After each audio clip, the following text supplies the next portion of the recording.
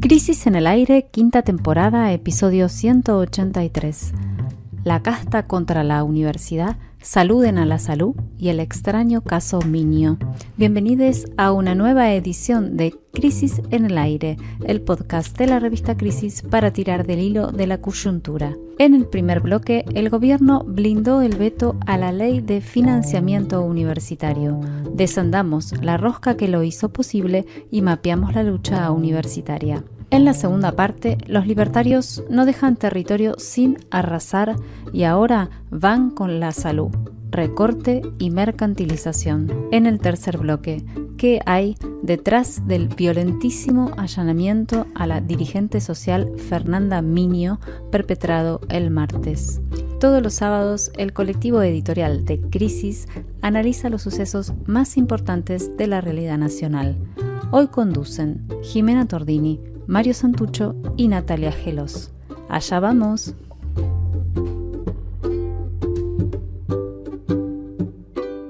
Esta semana el gobierno de Javier Milei ganó una nueva pulseada contra la educación pública, específicamente contra las universidades nacionales, y lo hizo gracias a la casta. El Congreso no pudo lograr los 2/3 para vetar el veto presidencial a la ley de financiamiento universitario porque varios diputados se vendieron al mejor postor, pero después, al mismo tiempo, en los claustros universitarios estalló la protesta, con tomas, con clases públicas y con un vigor que desborda e incluso entusiasma. Sobre este conflicto vamos a tratar este primer bloque de Crisis en el aire. Hoy, 12 de octubre de 2024, estamos grabando esto, o estamos escuchando esto. Así Me es. confundió Feriado, pero acá estamos. Me confundieron las fechas. Así es la radio diferida. Con ayuda del PRO, de sectores de la Unión Cívica Radical y hasta algunos diputados peronistas, Milei logró su cometido de ajustar los fondos del sistema universitario nacional. Recordemos, hablamos de eso en el episodio anterior en detalle, que la ley establecía una actualización por inflación de los gastos de funcionamiento y de los sueldos de los docentes y los no docentes de las universidades nacionales. Se votó el miércoles, ¿el miércoles o el martes? Miércoles. El miércoles, con un congreso vallado, con fuerte presencia policial, un escenario que ya es habitual en cualquier situación que incluya votaciones que golpearán a quienes no pertenecen a la franja más rica del país. Esto pasó con las jubilaciones, pasó con la ley bases, volvió a pasar ahora con los recortes a las universidades. Bien, Jimé, vamos a hacer un recuento de estos votos que obtuvo. Logró esos 84 votos en la Cámara de Diputados contra 159 que apoyaban la persistencia de la ley. Ayudita de Macri mediante, entonces Milei se salió con la suya y no se lograron los 2/3 que se necesitaban. Vamos a hacer un recuento. ¿Cuáles fueron los votos que lograron conformar ese 84 que necesitaban? Fueron 35 votos del PRO, 39 votos obviamente libertarios, 4 radicales fue Milei que vienen acompañando estas medidas, como Luis Piscat, José Tournier, Martín Arjol y Mariano Campero, más 3 diputados tucumanos que aportó Jaldo. Campero también es tucumano, de los radicales, o sea, Tucumán hizo un gran aporte porcentual. Sí, exactamente. Los 3 peronistas también, que aportó Jaldo entonces. Más 3 votos del Movimiento de Integración y Desarrollo y un voto de Santa Cruz. Ahí están los 84 que votaron en la línea oficialista. Después también hubo 5 abstenciones que fueron aportadas también pensando en provincias, no por Misiones, del Bloque Encuentro Federal, y otra abstención de Pablo Servi, que es neuquino, que pertenece a la Unión Cívica Radical. Hubo 8 ausencias que también suman en todo este cuadro. Claro, porque algunos iban a votar a favor, o sea, en contra del veto presidencial y no se presentaron. Así es, Hubo COVID, parece, en la votación. Hubo de todo, sí. Hubo 3 ausencias de Encuentro Federal, uno de la Unión Cívica Radical, del formoseño Fernando Carvajal, por el PRO Héctor Estefani, que fue Guino, por después el MID, que es el Movimiento de Integración y Desarrollo que antes mencionábamos, también faltó Oscar Sago, y después hubo 2 ausencias que en sus provincias tuvieron como bastantes líneas en los medios. Por un lado la salteña Yolanda Vega y por el otro lado María Fernanda Ávila, de Unión por la Patria. Vega estuvo en el recinto y a la hora de votar desapareció.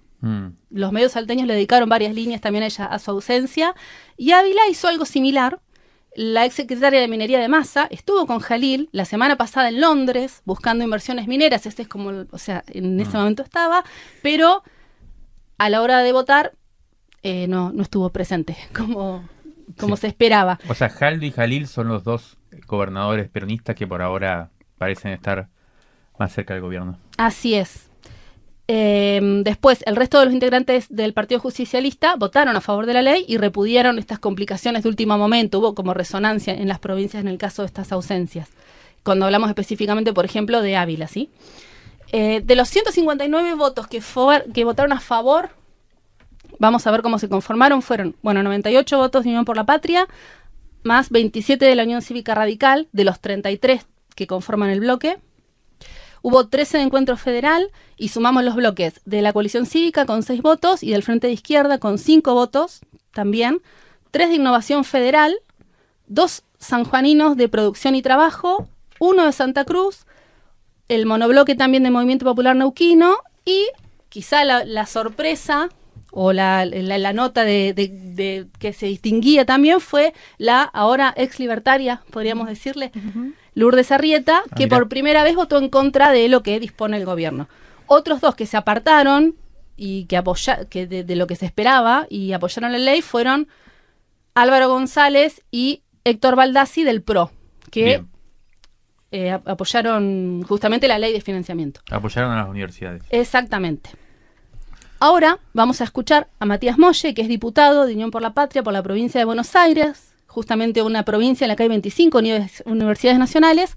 Él nos compartió un poco un análisis de qué es lo que hay detrás de todos estos números y vamos a escucharlo. Que el veto se sostuviera era una posibilidad, es una herramienta institucional, un instrumento institucional que existe y el presidente tiene todo su derecho a hacerlo valer, que es de hecho lo que viene haciendo, ¿no? Viene haciendo el trabajo de casta. Todo él lo que viene haciendo es negociar con los diputados que necesita para que sostengan su veto. Tiene una minoría en la Cámara que está conformada por su bloque, más el bloque del PRO, que prácticamente hoy está subsumido en una única fuerza política, que es esta unidad que han conformado, minoritaria, pero unidad al fin, que han conformado en el bloque, porque de hecho la mayoría de los proyectos, quienes lo defienden no son los diputados de La Libertad Avanza, sino que son los diputados del PRO que tienen más oficio. Pero lo que ha venido haciendo es, como bien lo marcó Cristina en su tuit, a partir de las necesidades provinciales, negocia y consigue los votos, ¿no? Negocia con la casta, hace el laburo que, según él, hizo la casta toda la vida, ¿no? Conseguir torcer a través del negocio con los gobernadores, de torcer la voluntad popular, porque muchos de esos diputados fueron votados por una voluntad popular, pero sin embargo, lamentablemente terminan cediendo a la orden de un gobernador que se junta con el presidente o con algún ministro o secretario y terminan resolviendo, por algún tipo de beneficio para la provincia, terminan resolviendo que estos diputados o se abstengan o se ausenten o directamente voten para sostener ese veto. El peronismo lo que tiene que hacer es darse una discusión interna fuerte para que los procesos de elección de compañeros y compañeras que después conformen las listas sean personas que acompañen los proyectos políticos que representan en esas listas, porque no hay que olvidar que esos compañeros y compañeras en realidad lo que están representando es una voluntad popular. Como decíamos entonces antes, Nati, Jime, y como también explicaba Matías Moya, quien acabamos de escuchar, mientras dentro del Congreso la casta reafirmaba sus pactos, sus pases y idas y venidas, afuera del Congreso había una manifestación que había tenido como previo una vigilia en muchas facultades. No fue una gran convocatoria, ¿no? Pero se hizo presente la gente cuando se empezaba a ver que la cosa podía andar mal. Y había un operativo policial muy grande, como suele suceder, integrado por fuerzas federales y también por policías de la ciudad. Luego de que la votación se consumó, y mientras la marcha se estaba desconcentrando, ya sin episodios de violencia, apareció Franco Antunes, que es un influencer libertario conocido como Frank Fijap. ¿Así se dice? Frank Fijap. No sé cómo se dice porque conocí a esta persona esta semana, no sé ustedes. Así se hace llamar en las redes, que se acercó a la zona de Callao y Rivadavia, parece que para burlarse de quienes habíamos perdido. Eso parece La que votación. lo viene haciendo además. En una actitud abiertamente provocadora, lo cual suele hacer, empezó a bardear a los manifestantes para producir contenido para sus cuentas. YouTube tiene 634.000 suscriptores, nada menos. Y los manifestantes se pudrieron un poco y empezaron a empujarlo, golpearlo, escupitarlo, no se dice, pero lanzaron escupitajos. Le tiraron algunas cosas que cobraban por el aire para expulsarlo de ahí. El señor tiene 22 años. Fijap corrió con ganas y con velocidad y salió corriendo, ¿no? Cosas que ya habían pasado en algunas otras la semana anterior, ¿no? Cuando había pasado también con militantes radicales algunos choques.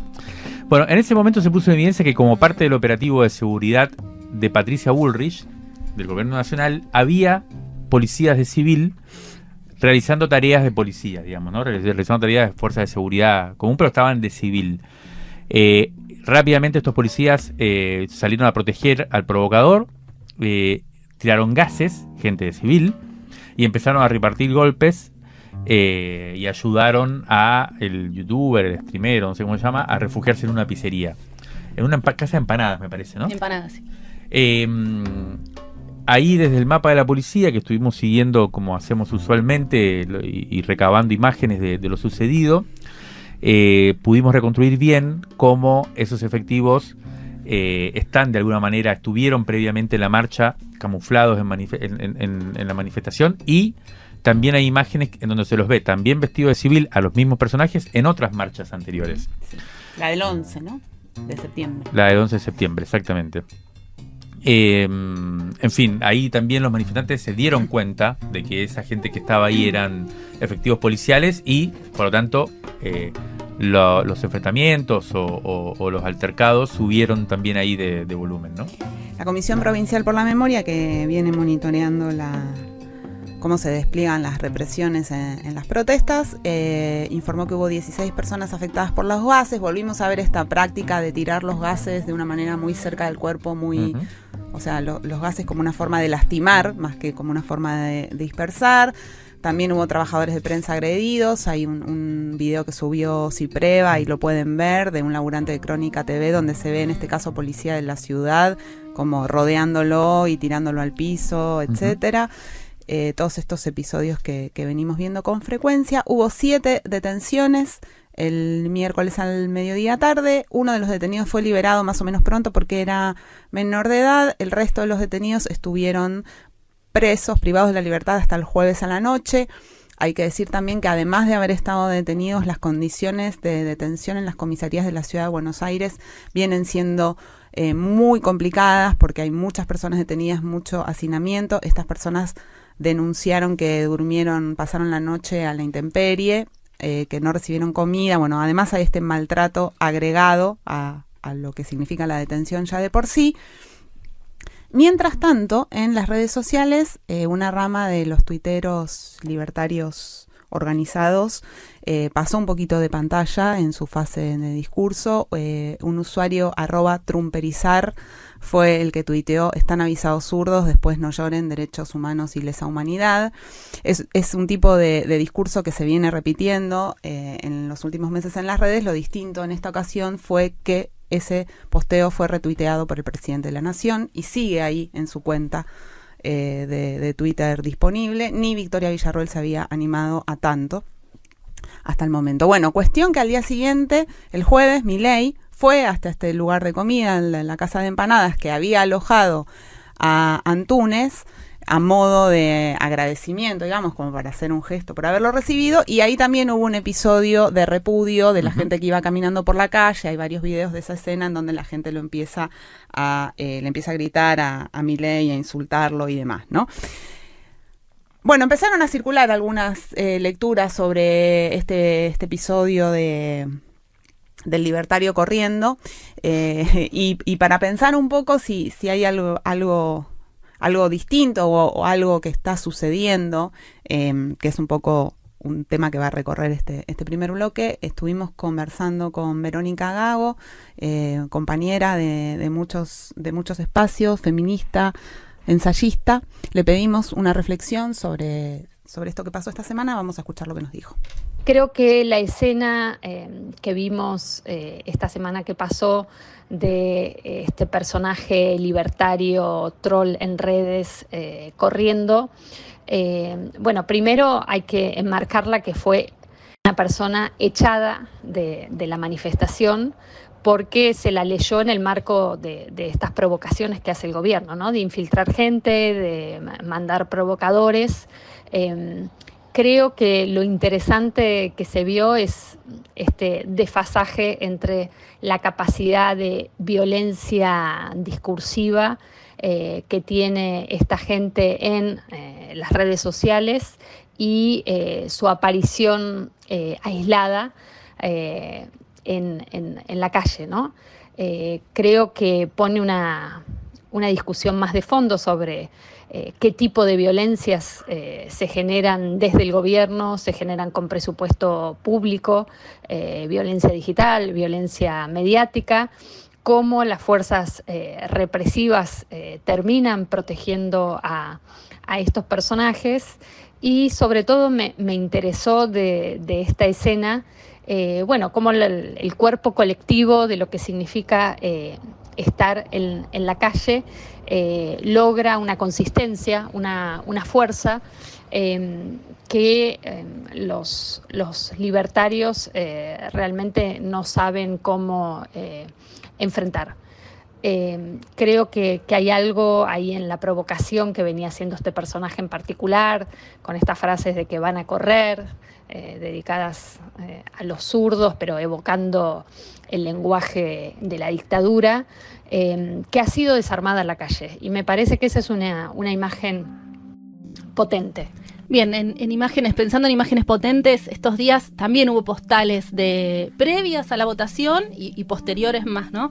Por un lado, por ejemplo, no sé si vieron la de los estudiantes de la UNSAM en la General Paz, con los autos que pasaban y tocaban bocina. También hubo una marcha en Comodoro Rivadavia con las bardas de fondo, que también mostraba la potencia de estos movimientos. Bueno, crecen como hongos, nos decía ayer Sergio Saninelli de la Asociación Docentes de la Universidad Nacional del Sur, refiriéndose a las tomas que se fueron multiplicando en todo el país. En Bahía Blanca, en Humanidades especialmente, tomó fuerza la protesta estudiantil. Ayer había alrededor de un medio centenar de facultades o tomadas o en vigilia. Algunas, como decíamos, habían sido tomadas previas a la votación, otras a partir de la votación, como reacción a eso. Y en todas las provincias.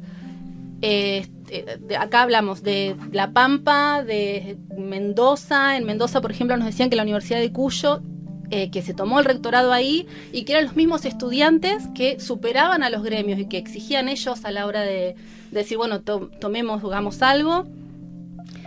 Todas las provincias tuvieron su movida. Jujuy también importante. Hay fotos de Susi Maresca, que está allá por el Encuentro Plurinacional de Mujeres y Diversidades Sexuales, que estaba allá y que participó y mostraba unas fotos también muy impactantes de lo que está pasando en Jujuy.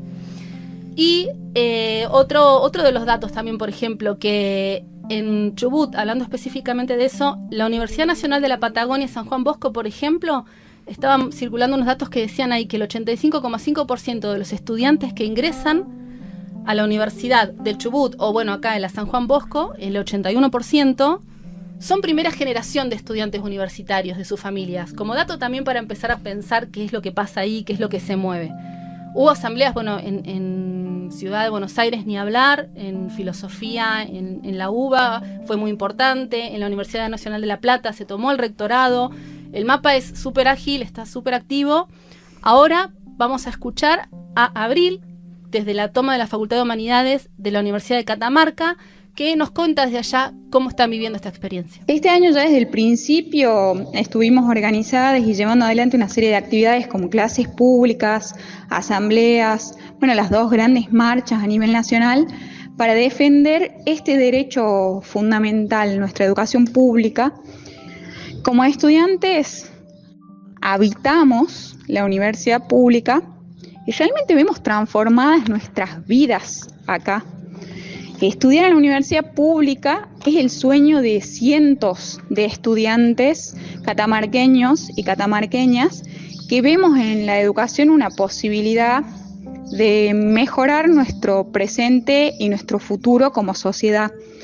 Además, muchos de nosotros somos la primera generación de nuestras familias que está estudiando en la universidad.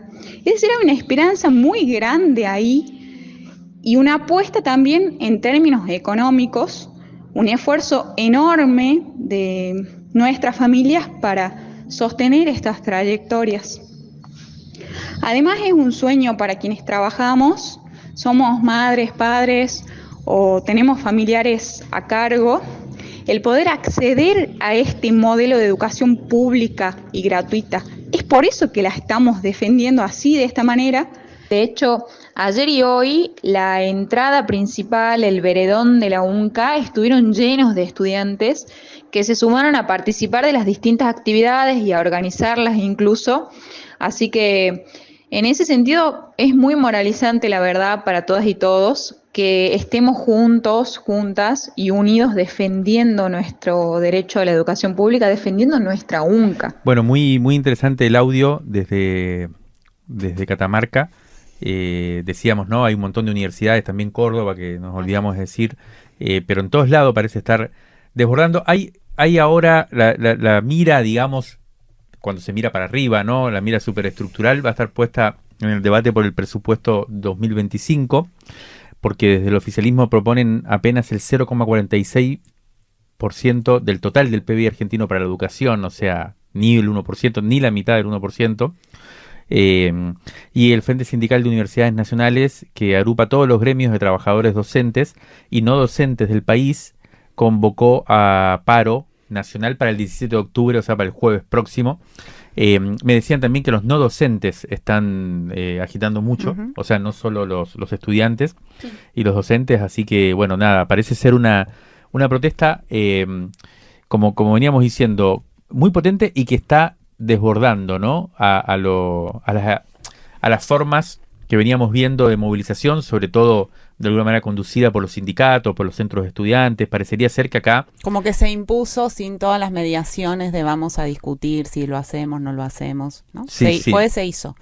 Y la cosa se está desbordando y la sensación para algunos es que está empezando a circular algo nuevo, ¿no? Una especie de energía nueva que está como...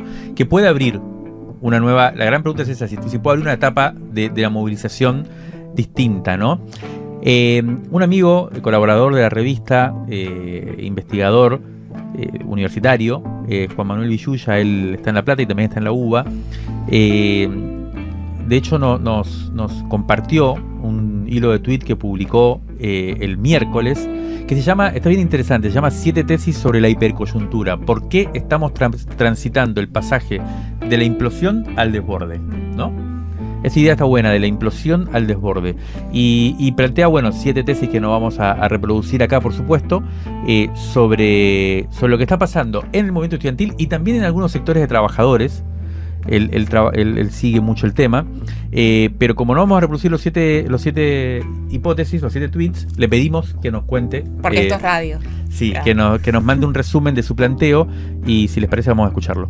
Lo que propongo pensar es si a partir de los hechos de estas últimas semanas, no estamos empezando a transitar el pasaje de la implosión al desborde. Creo que con el estudiantado se puso en movimiento una parte clave de la juventud. Una juventud progresista, nacional, popular, de izquierda, que se había verticalizado dentro de estructuras y en parte desmovilizado en el ciclo de gobierno del Frente de Todos, en parte por la pandemia, y que dejó el espacio a otro sector de la juventud que se movilizó, pero que se movilizó alrededor de Milei.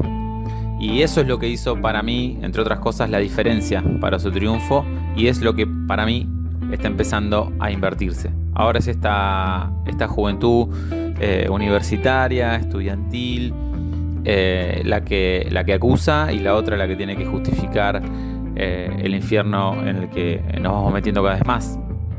Creo que esto no pasaba desde las movilizaciones de fines de 2017 y sobre todo de 2018 con la lucha por el aborto legal, y que tiene que ver con que la disrupción pase de este lado, recuperar la disrupción, tomas cortas, asambleas, autoorganización, debates, argumentos.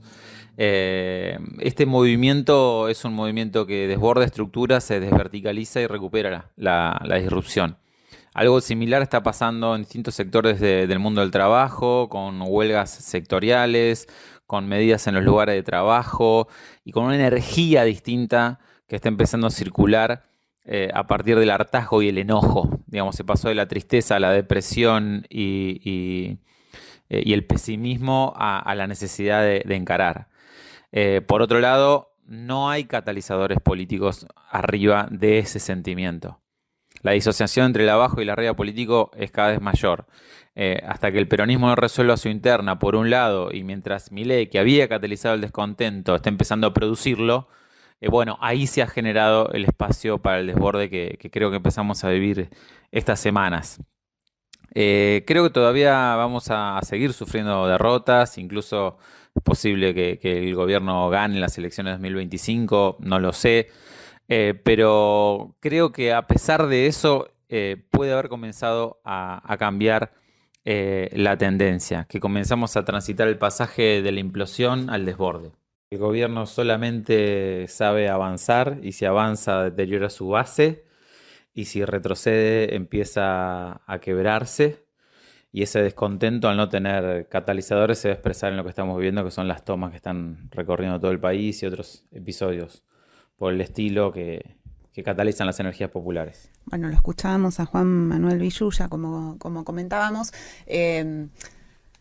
Y para ir cerrando el bloque, queríamos traer también un poco a esta conversación que venimos teniendo a lo largo de, bueno, de todos los números de la revista de este año y también de los episodios de este podcast, que tiene que ver con, bueno, cuándo va a llegar el punto de saturación de la mansedumbre, ¿no? Usamos esa imagen en el manifiesto de la última crisis revista, la 64, que por cierto acaba de salir y ya está. Todavía está disponible. Todavía tiene olor a tinta. Suscríbanse, cómprenla. Eso se hace en revistacrisis.com.ar/tienda o nos buscan en las redes sociales. Bueno, escribimos para este número un manifiesto que no lo vamos a leer acá porque esto es radio, que se llama El camello, el león y el niño, en donde nos hacíamos también esta pregunta sobre, bueno, ¿cuándo sucede ese cambio de estado, cuán domados estamos efectivamente, ¿no? Esa imagen tan violenta que se usa en las redes, ¿no? Del estar domado, pero bueno, efectivamente, ¿cómo pensamos esa situación? Discutimos un poco si era muy optimista traer esta reflexión de Villuya a este espacio radiofónico, pero decidimos hacerlo igual.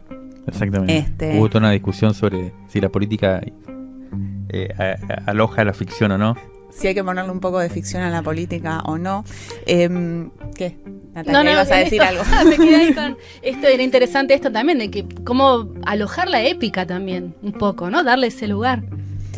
Muchos temas, es una discusión que obviamente no termina en este primer bloque. Habrá que ver cómo el conflicto universitario se sostiene en las próximas semanas y si empiezan a aparecer otros nuevos conflictos con el mismo vigor que está teniendo este. Crisis en el aire, el podcast semanal de la revista Crisis para tirar del hilo de la coyuntura. El miércoles 2 de octubre asumió Mario Lugones como nuevo ministro de Salud en un brevísimo acto comandado por el presidente Javier Milei. Lugones es un médico cardiólogo, fue jefe de clínica de la unidad coronaria del Sanatorio Güemes y presidente de la fundación de este sanatorio. Esto es un dato importante para este bloque en su conjunto, junto con 2 diputados socios de este emprendimiento de salud, el Cotino Siglia, histórico operador en las sombras del radicalismo, y también Luis Barrio Nuevo, uno de los principales burócratas de la patria sindical. Estos vínculos están acá porque más adelante vamos a profundizar en estas relaciones muy importantes del flamante ministro, pero ahora vayamos a la noticia de esta semana, ¿no? Asumió la cartera de salud con los tapones de punta. ¿Qué pasó? Le tomaron juramento un miércoles y al otro día, el jueves 3, echó a todo el consejo administrativo del Hospital Pediátrico Graham, acá en la capital federal. Y como si eso no fuera suficiente, el día después, el viernes 4, anunció que iba a cerrar el Hospital Nacional Laura Bonaparte, lo que implicaba además el despido de más de 600 trabajadores y trabajadoras de la salud. Así que en este segundo bloque de Crisis en el Aire vamos a meternos con la salud y también con un triunfo de los trabajadores y trabajadoras en un contexto muy delicado en esta materia, porque el gobierno ultraderechista en su guerra contra el Estado tiene todos los cañones puestos contra la salud pública y en favor de la privada. Las dos cosas van juntas, como vamos a ir contando acá. Bueno, ¿por qué un triunfo? Porque finalmente, con el correr de los días, con mucha movilización que empezó el viernes de la semana pasada, en torno motorizada por la comunidad del Hospital Bonaparte, el gobierno empezó a retroceder y lo que parecía un nuevo recorte implacable de Milei entró en una negociación producto de este frente de lucha, ¿no? No es que todo se desarmó, como vamos a ir contando ahora, pero no pudieron por la prepotencia nomás, ¿no? La viceministra de Salud, Cecilia Loquizano, tuvo que salir de apuro el martes, unos días después de todo esto, a decir que nunca había estado en los planes cerrar el hospital. Este hospital, el Laura Bonaparte, se distingue porque trata problemas de salud mental y de adicciones. Por el momento hay un acuerdo entre el gobierno de la motosierra con los gremios estatales. Se abrió una mesa de trabajo junto a profesionales y con las autoridades para asegurar la prestación de servicios, mientras se avanza en algunas reestructuraciones de la institución. Mientras estamos grabando este podcast hay un conflicto que está sucediendo, hay que ver cómo se desenvuelve, que tiene que ver con ciertas medidas judiciales motorizadas por el CELS y otras organizaciones que están un poquito trabando, pero al mismo tiempo el gobierno está avanzando, ¿no? Jimé, la pregunta sería por qué es que habían decidido cerrarlo en primera instancia, ¿no? El viernes 4 el Ministerio de Salud emitió un comunicado oficial en el que anunciaba la reestructuración, argumentando que había una internación promedio anual de 19 pacientes diarios y que el presupuesto era 17.000 millones, un poco lo que suelen hacer, ¿no? Es decir, que hay poco uso y mucho recurso. Que sale carísimo. Exacto, cada servicio, ¿no? Como siempre, también esto tiene esas falsedades, hay una mentira con esos datos que operan de la peor manera, pero esta vez le salió mal esta jugada. Para contrarrestar la supuesta subutilización de los servicios del hospital, que es lo que argumentaban ellos, la Asociación de Trabajadores del Estado, ATE, dio cifras que son muy diferentes a las publicadas por el oficialismo. Publicó que en estos momentos, por ejemplo, hay 40 pacientes internados, que en lo que va del año hubo 98.000 consultas y que se atendieron efectivamente a más de 25.000 personas. Hablamos con una médica que tiene larga trayectoria en materia de tratamientos de adicciones y ella lo que nos decía es que el Bonaparte es el único hospital público nacional capaz de internar por periodos cortos. Entonces, cuando hablaban de trasladar pacientes, ¿a dónde los iban a trasladar? Si este es justamente el lugar en el que se ocupa de eso. Otro dato nos lo aportó Marta Dillon, y ella decía que hay un trabajo relevante que realiza el Bonaparte con la comunidad LGTBIQ+, que de hecho ahí se encuentra un tratamiento para su recuperación. Para una de las sobrevivientes de la masacre de Barracas, recordarán que luego de que un hombre tirara nafta y prendiera fuego a 4 mujeres lesbianas que fueron atacadas en ese momento, el hospital recibe a muchísimas personas de la comunidad y lo hace con un enfoque especial, además con un respeto hacia las identidades y sus formas de vida que en otros lugares no se da de esta manera. El CELS, como vos decías, Jimé, cuando se desató el conflicto, interpuso un habeas corpus para saber qué iba a ocurrir con los internados y si efectivamente se iba a dar de baja el hospital. En la respuesta del habeas corpus, la apoderada legal del ministerio informó que el Ministerio de Salud no había emitido disposición alguna para el cierre del hospital, eso fue lo que dijeron, y cuando le consultaron si había internados derivados por la justicia y cuál era la situación, el ministerio destacó que había efectivamente personas internadas sin su voluntad en la institución, pero que el trato era acorde a la ley de salud mental que impera en la Argentina de corte progresista. ¿Por qué mencionamos esto? Para demostrar que el propio gobierno destaca el buen trato que se desarrolla en la institución y lo que dejan claro que el intento de cierre tiene como única justificación el recorte. Bien. Hablamos con Camila Seijas, que es trabajadora social de consultorios externos del hospital, que es una de las voces en este proceso de lucha, y le pedimos a ella que nos cuente cómo está la situación hoy. Así que ahora vamos a escuchar qué nos dijo. Hoy tuvimos una amplia convocatoria en el marco de la marcha a realizarse en defensa de la salud mental y la salud pública, que aparte estaba pensada en el hito de hoy, que es 10 de octubre, Día Mundial por la Salud Mental.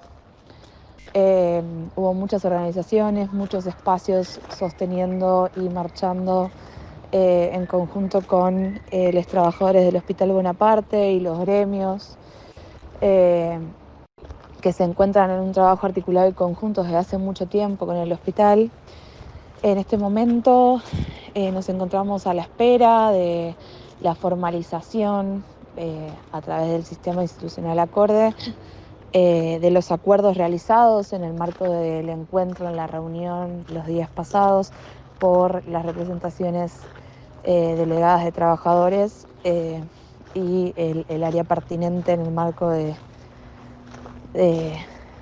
salud. Esto supone en el mientras tanto un trabajo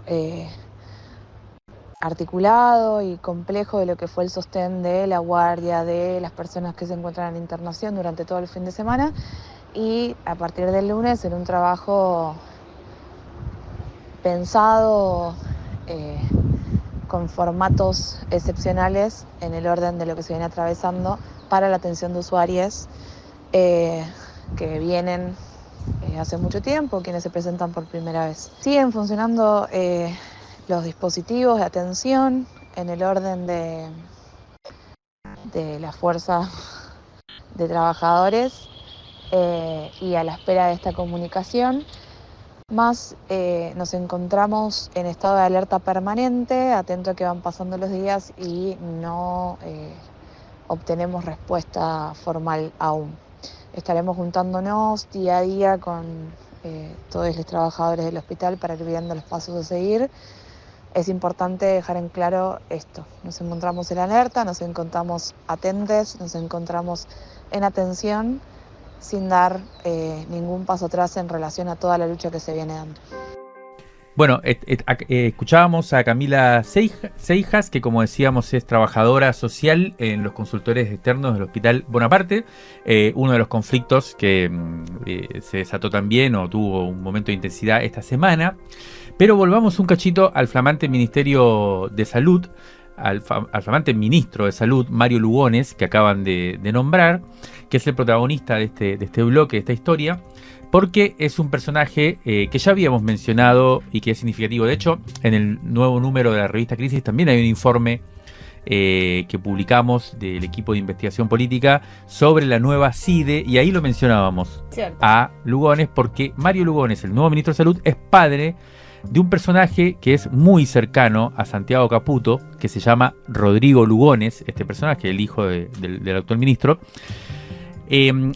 porque comparte con Caputo, que digamos es el número 3 del gobierno, ¿no? Después del presidente y del jefe, Karina Milei, estaría Santiago Caputo, ahora con mucha presencia en el gabinete. De hecho, este sería un nuevo ministro puesto por Caputo, que es como se llama el padre de su socio en una consultora que se llama Move Group, ¿no? Que es el lugar desde el que ellos venían antes de ser gobierno, desarrollando estrategias de campaña para muchos candidatos y candidatas, entre ellos Javier Milei. Lugones, Rodrigo, hijo, vive ahora en Madrid, pero viaja según dicen, cada 15 días a la Argentina para asesorar a su amigo Santiago Caputo, y ahora también, evidentemente, para estar con una presencia fuerte en el Ministerio de Salud, ¿no? Lugones, Mario, el papá, había reemplazó a Mario Russo, que era el anterior ministro, y hay rumores, corrillos de pasillo que dicen que su desplazamiento tiene que ver con, ¿se acuerdan? Hace unos 2 semanas el Papa Francisco, en una conferencia que dio junto a los movimientos populares, habló de un ministro que había aceptado coima de este gobierno. Y parece ser que se refería a Russo, aunque nunca lo dio a entender, nunca lo explicitó, pero eso es lo que se comenta, por eso lo desplazaron, ¿no? Bueno, hasta acá más o menos lo del ministerio. Ahora bien, como decíamos, como ya decía Jime antes, Lugones ni bien llegó, hizo un recorte, o sea, desplazó rápidamente a la comisión directiva del Hospital Garrahan. Entonces ahí aparece el segundo conflicto importante de esta semana. ¿Por qué había reemplazado el consejo directivo? Bueno, básicamente porque el gobierno libertario puso el grito en el cielo cuando el Garrahan aprobó un bono extraordinario para los profesionales de 500.000 pesos. A partir de todo un proceso de lucha que viene aconteciendo en el hospital hace 4 meses aproximadamente, donde los y las trabajadoras del hospital están realizando medidas de fuerza, exigiendo un 100% de recomposición salarial, un salario mínimo de 1.400.000 pesos, proponen así también, como también la eliminación del impuesto a las ganancias. Bueno, es un reclamo que venían haciendo los trabajadores del hospital y al cual el Consejo Administrativo dio una respuesta favorable, y por eso se encendieron todas las alarmas y ni bien asumió, Mario Lugones desplazó a todo el Consejo Administrativo, ¿no? Bueno, le preguntamos a Victoria González, que es pediatra desde hace 7 años en el Hospital Garrahan, que nos cuente cuál es la situación salarial en el hospital que promueve esta protesta, y nos compartió un resumen bastante detallado que ahora vamos a escuchar. Respecto a los números que venimos manejando como trabajadores y, digamos, más como la cuestión salarial en sí, los trabajadores del Hospital Garrahan hemos perdido desde noviembre del año pasado una pérdida de salario acumulado aproximadamente del 40%. El hospital tiene una variedad de escalafones salariales en función a responsabilidad, formación y sector en donde uno trabaja, en donde es muy difícil darte un número para decir, bueno, esto es lo que se cobra, esto es lo que gana una persona que trabaja en el hospital, pero lo que sí podemos decirte que hay una gran parte de los trabajadores que tienen sueldos por debajo de la canasta básica familiar, que el sueldo aproximado de un médico que ingresa, un médico que para poder ingresar al hospital habitualmente tiene, aparte de sus 6 años de grado, 4 años más de residencia y de 2 a 4 años más de especialidad, está cobrando 1.300.000 pesos, que el valor de hora de la guardia hoy en día está en 5.000 pesos la hora a nivel semanal y 6.500 pesos la hora en fin de semana, muy por debajo de lo que se paga en otras instituciones privadas y en otras instituciones inclusive públicas, con un nivel de responsabilidad y de complejidad en los pacientes mucho mayor. Y si hablamos de los residentes, lo que te puedo decir es que los residentes están cobrando aproximadamente un residente de primero 720.000 pesos por parte del Ministerio de Salud y trabajando de 8 a 14 horas con 6 guardias de 24 horas. O sea, realmente el deterioro salarial es muy importante. Esta cuestión siguió escalando porque se sumó Elisa Carrió, que presentó una denuncia penal contra Mario Lugones, realmente muy explosiva, así bien para tener un lugar en los medios. En esta denuncia dice algunas cosas que tiene un punto Carrió, por eso lo traemos a esta conversación. Ella lo que dice es que esa suma de los 500.000 pesos es un dinero que habitualmente se le entrega a los profesionales de la salud que prestan funciones ahí en el hospital, como una especie de contraprestación por el excesivo trabajo y por los bajos sueldos que cobran como los sueldos fijos, que ese dinero proviene de un fondo que está administrado por el Consejo y que ese Consejo tiene capacidad, tiene el poder de decidir sobre ese fondo sin consultar al Ministerio de Salud. Bueno, toda una explicación de lo que está pasando.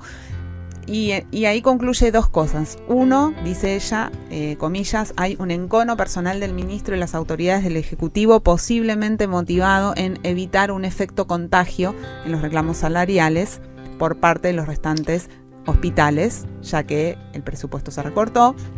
Y también da a entender, a través de la denuncia, que lo que está en juego con el ingreso de Lugones es la caja de las obras sociales, ¿no? Le pedimos a Verónica Gascón, pediatra de una sala de cuidados intermedios del Garrahan, que nos cuente si los bonos estos son habituales o si fue una anomalía tal como como acusó el gobierno. Bueno, en cuanto a este bono extraordinario que nos otorgó el Consejo de Administración previo al actual, porque luego de esta decisión el Consejo fue, por decirlo, decapitado, es algo habitual, que está muy lejos de ser algo extraordinario en realidad. Decimos bono extraordinario porque es por fuera de lo habitual, pero en realidad en estos 15 años que yo estoy en el hospital ha ocurrido en diversas situaciones. El hospital recibe un presupuesto que es un 80% de donación, un 20% de cava, y luego tiene una parte de recursos genuinos que provienen de la facturación que el hospital realiza a las obras sociales y prepagas, y el manejo de este dinero el hospital lo realiza de una manera autárquica y, bueno, en general nunca hubo ningún conflicto, al menos no que nos hayamos enterado, digamos, nunca hubo una manifestación de un conflicto por algún bono que nos hayan entregado. En general suelen ser para todo el hospital y nunca habíamos tenido ninguna dificultad con esta situación. Para entender mejor el contexto en el que ocurrieron las intervenciones sobre el Garrahan y sobre el Hospital Bonaparte, hagamos un punteíto de un informe que realizó el CELS como balance de los primeros 6 meses de la gestión libertaria en materia de salud. Algunos puntos entonces. Las personas afiliadas a obras sociales nacionales son 14.800.000 y a obras sociales son 7.200.000 personas. A las provinciales. A las obras sociales provinciales. ¿En total? Exactamente. Más de 20 millones. Exacto, son en total unos 20 millones de personas que se atienden en el sistema de salud público. Y a esto lo que hay que sumarle es que, ¿qué pasó? En los primeros 3 meses de 2024, de los 2 millones de personas afiliadas a prepagas, un 10% de titulares empezó a dar de baja su cobertura por los aumentos. Claro. Entonces, esto ya lo que hace es... más gente. Llevar más gente al sistema público que ya de por sí no da más para atender a la cantidad de personas que está asistiendo. Otra de las cosas que dice el CELS en este informe es que a través del DNU 70/2023, que fue el que eliminó todas las herramientas para controlar el precio de aranceles y que suprimía con eso cualquier posibilidad de que hubiera aumentos repentinos de las prepagas, esto lo que hizo fue justamente intensificar toda esta situación. Solamente en los primeros 3 meses de 2024, por ejemplo, las cuotas de prepagas subieron un promedio de 118%, más del doble de la inflación acumulada en ese mismo periodo. Y la cifra además estuvo por encima de los salarios de los trabajadores de salud privada, que fue un 60%, según reportan la Federación de Trabajadores de Sanidad Argentina. Como consecuencia de todo esto, entonces, cerca, como decíamos, del 10% de los afiliados hasta ahora se fue dando de baja. Y era tal el descontrol en los aumentos que se estaba dando que incluso el propio gobierno lo que hizo fue recurrir a los tribunales para que pusieran un freno a esta situación. Como que no les importa la salud, parece que decía de golpe. Bueno, lo importante más allá de esto, en esta semana por lo menos, es que quedémonos con esto, es que la lucha del Bonaparte fue efectiva y que sigue existiendo esa lucha con sus trabajadores adentro.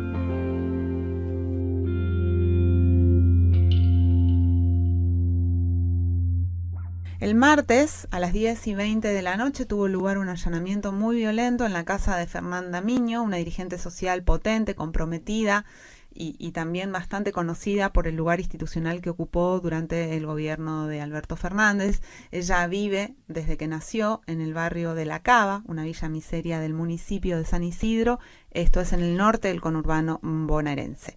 El motivo del operativo policial es el robo de una moto que habría sucedido el 26 de agosto, hace un mes y medio, y en el que estaría involucrado, o por lo menos eso dice la denuncia, el esposo de Miño. En este tercer bloque de Crisis en el Aire vamos a brindar los pormenores del caso y a tratar de responder una pregunta: ¿casualidades de la vida o un mensaje político mafioso? Esa es la pregunta. Bien, ¿quién es Fernanda Miño? Bueno, como decía antes, militante barrial, formada en el cristianismo de base, fue coordinadora del Registro Nacional de Barrios Populares, el RENAVAP, una iniciativa que impulsó el ex candidato a presidente Juan Grabois. Representando al Frente de Patria Grande dentro de Unidad Ciudadana, Miño fue electa concejal por San Isidro en 2017, luego presidió el bloque del peronismo hasta 2019, cuando la nombraron, acá viene el cargo al que me refería antes, en la Secretaría de Integración Sociourbana, más conocida como SISU. De hecho, es la primera vecina de una villa que llegó a ser secretaria de Estado en la historia de la Argentina. Todo esto para decir que no se trataba de una perfecta desconocida, sino de una persona políticamente muy importante. La vamos a escuchar ahora a ella misma, a Fernanda Miño, contándonos qué fue lo que sucedió la noche del martes. El martes, a eso de las 10:20, estábamos llegando a nuestra casa con mi esposo. Estaba una hija mía terminándose de bañar y otra nena se estaba cambiando, estaban haciendo unas maquetas para el colegio. Mi hija más grande estaba haciendo algo de comer. Y ve por la ventana, porque habíamos subido con mi marido, él se estaba cambiando, yo fui al baño y entraron violentamente a mi casa. Mi hija le gritaba que no rompan el portón, o el barrio es inseguro, si te rompen eso quedó todavía más expuesto. Yo bajé corriendo pensando que había algún disturbio de alguien conocido, porque mi hija le decía que le iba a abrir, que no rompan nada. Y cuando llego acá acá en la parte de abajo, me piden que me tire al piso de mala manera, me pegan un puñetazo en la nuca, y yo le pregunté qué pasaba, que se equivocaron, que era una casa de familia. Cuando le pregunto la orden de allanamiento, me insulta, me dice: hija de puta, tírate al piso, me agarra de los pelos y me empuja para abajo. En eso estaba bajando mi hija de 12 años, y la apunta con el arma en la cara, como lo hizo conmigo antes de tirarme al piso, y con el escudo que tenía la empujaba a mi nena de 12 años encima mío. Mi hija, que se estaba terminando de cambiar, le abrieron la puerta de golpe y le dijeron que deje la puerta abierta. Tenía 12 años, se está cambiando, y se hicieron subir un femenino para que la vea que se estaba cambiando. A mi esposo lo querían hacer tirar al piso, yo le gritaba que no le peguen porque estaba operado, y lo bajaron después.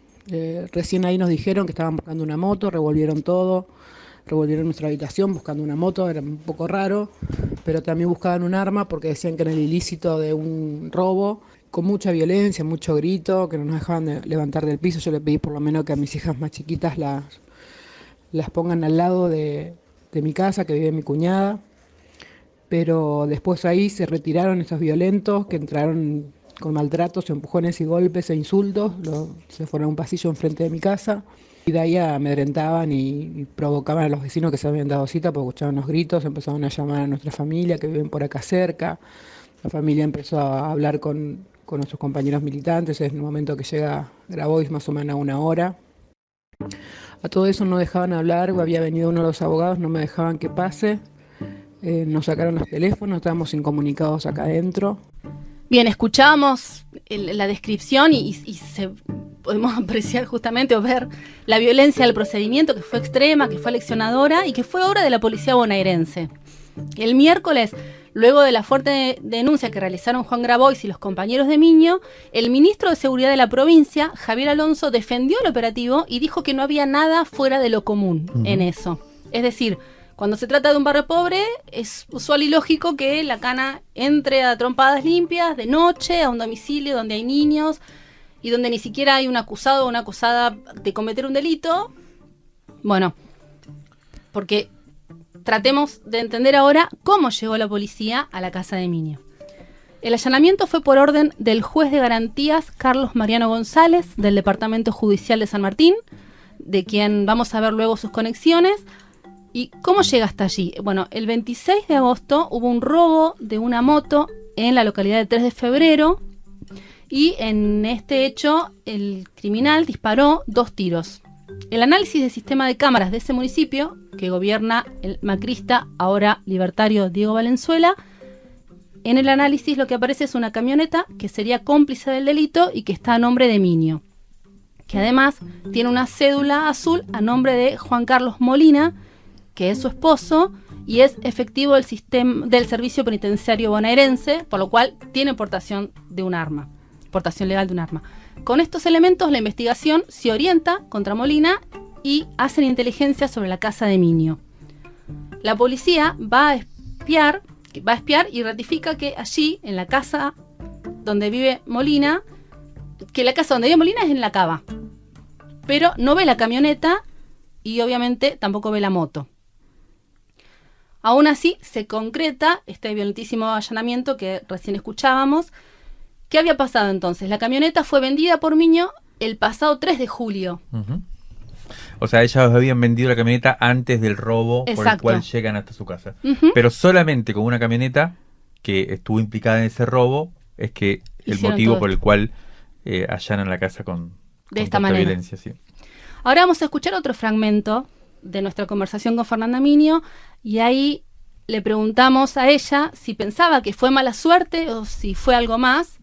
Y escuchamos lo que nos dijo. Rara la violencia, rara que sabían todo menos quienes vivíamos acá y que por una moto hagan un allanamiento a las 10:30 de la noche fue todo mucho más raro. Y la violencia como la que trataron a mis hijas menores y a nosotras, que mi hija que es mayor y yo, pero nos pegaron a las mujeres de la casa y nos violentaron a nosotros. Muy difícil de entender que haya sido solamente buscando esta moto, que te hayan tenido los datos y que al no encontrar la moto, bueno, se llevan el arma como para hacer una pericia, para buscar una excusa de por qué habían irrumpido a esa hora de la noche en mi casa. Y por lo que nos dicen los vecinos, estuvieron ellos hace como media hora antes de la casa, como esperando que lleguemos y hacer todo este circo que hicieron, ¿no? Bueno, vamos a tratar de analizar qué es eso que Fernanda Miño cataloga como raro en su descripción de cómo fue el allanamiento y de por qué fue.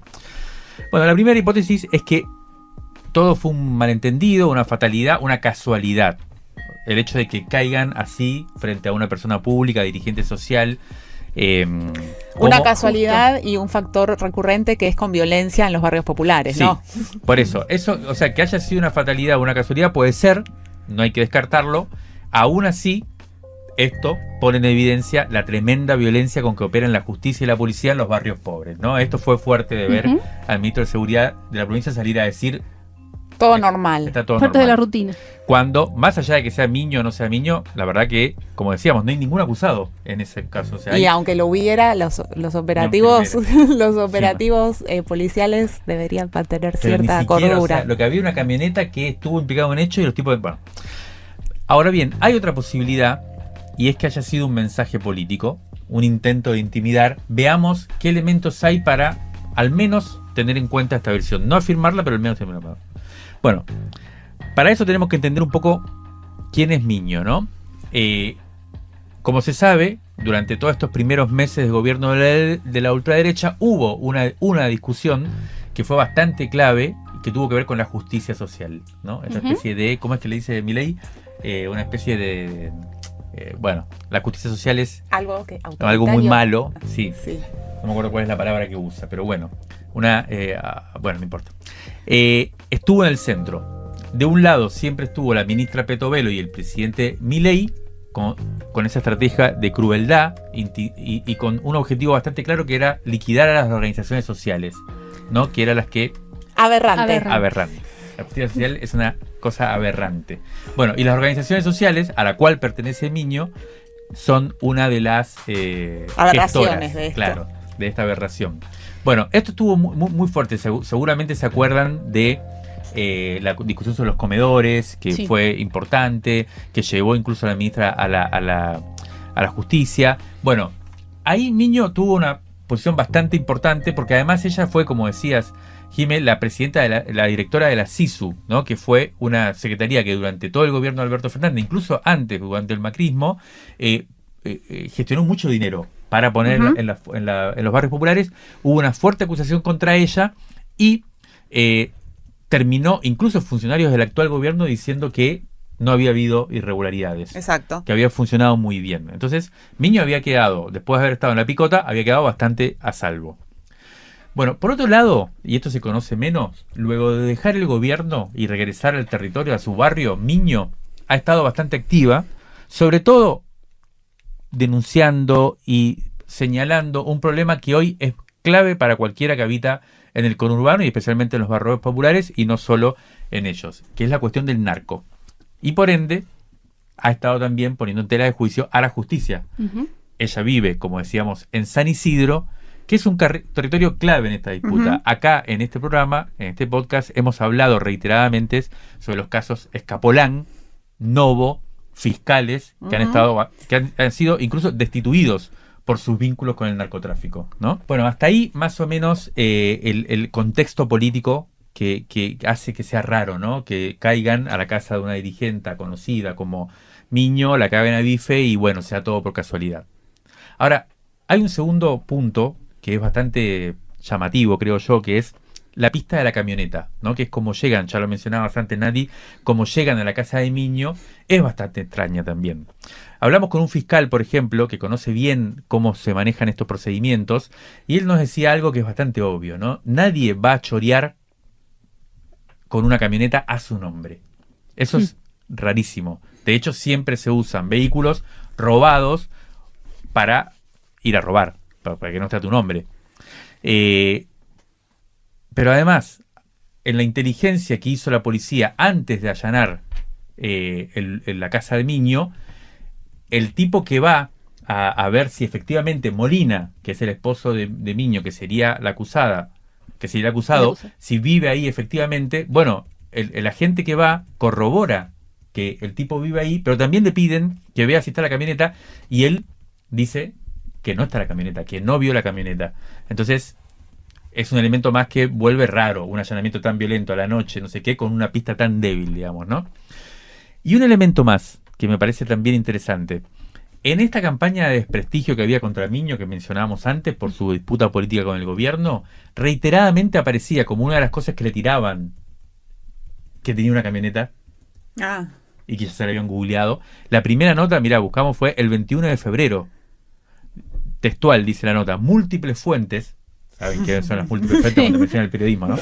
Comentaron a La Nación que ya no vive, es una nota de La Nación, que ya no vive ahí Miño, o sea, mirá que estaban operando con que... Tremendo, o sea, sí, sí vive ahí porque incluso hizo un allanamiento. Hay que vivir en villas para ser honorable. Y ahora le hacen un allanamiento, pero en este momento decían ya no vive ahí y que se la ha visto con una importante camioneta, lo cual es corroborado por su declaración jurada del 23, o sea, ya la habían ido a buscar, en la que refiere haber adquirido en noviembre del 21 una Dodge Journey, que bueno, la de 2012, la USAP, que usa con su marido. Ya dice usa con su marido, la nota. O sea, yo creo que hay... digamos, no es tan loco pensar que todo esto fue hecho, porque además ellos lo habían vendido hace 4 meses. O sea, no es tan loco pensar que todo esto fue un armado. Ahora, ¿quién puede haber armado esto? Vayamos a ver, porque tampoco se trata de solamente pensar así con elementos difusos. Bueno, quien llevó adelante el operativo, quien dio la orden de allanamiento, es un juez que se llama Carlos Mariano González, ex policía bonaerense de la localidad de Malvinas, Argentina. Fue nombrado oficial inspector en enero de 2002, fecha importante, porque fue justo previo a lo sucedido en Puente Pueyrredón, en la zona sur además. Y según diversas fuentes que estuvimos hablando de la justicia, gente que conoce el conurbano, nos comentaron que el juez González está conectado políticamente con Jesús Cariglino, que fue durante décadas el intendente de Malvinas Argentinas. ¿Quién es Cariglino? Ahí también, en el informe que acabamos de publicar en la revista, en el número de la revista que está saliendo sobre la CIDE, contamos que el nuevo titular de la CIDE, nombrado por Santiago Caputo hace muy poco, es socio en una empresa de Cariglino. O sea, ahí empieza a armarse algo un poco más complicado, ¿no? El juez es un tipo muy vinculado a Cariglino, que actualmente el jefe de la CIDE es socio de Cariglino, ¿no? El juez González además fue designado por la gobernadora Vidal en julio de 2019 como juez, o sea, casi cuando se estaba yendo la ex gobernadora del PRO. Bueno, hay otros elementos que tienen que ver con las vinculaciones políticas de González, pero dejémoslos ahí para no hacer tantos nombres. Lo que me parece que queda claro es que hay un trasfondo político posible para tratar de entender si esto fue un armado para mandarle un mensaje político mafioso a Fernanda Miño. Una última cosita. El juez González también fue el responsable del operativo Arrasar en el barrio Esperanza. ¿Recuerda algo de esto? Me recuerda una nota publicada en la web de la revista Crisis hace muy poco. Bueno, ese operativo, que fue un operativo contra varios locales del movimiento Evita, en 3 de febrero en el barrio Esperanza, fue el 22 de agosto, un día antes del robo de la moto que derivó en este allanamiento esta semana en la casa de Miño. Rápidamente para cerrar, seguramente esta investigación se va a desarrollar, se va a radicar una denuncia por violencia policial pronto por el tema, va a seguir la investigación, vamos a tirar de los hilos, pero nos pareció importante plantear esto porque acá empieza a resonar por detrás de esto las elecciones del año que viene en la provincia de Buenos Aires, que van a ser claves, y nuestra hipótesis precisamente es que ahí va a empezar a pasar cosas complicadas que tienen que ver con el crimen organizado, con la justicia, con toda esa casta de fondo que los libertarios el gobierno libertario parece decidido a emplear para lograr sus objetivos. Crisis en el Aire cuenta con el apoyo de la Fundación Rosa Luxemburgo. Si te interesó, te invitamos a escuchar también Mundo en Crisis, en el que de la mano de Marco Teruggi analizamos la coyuntura geopolítica. Nos encontramos dentro de una semana. Para suscribirte a nuestra revista puedes entrar a revistacrisis.com.ar.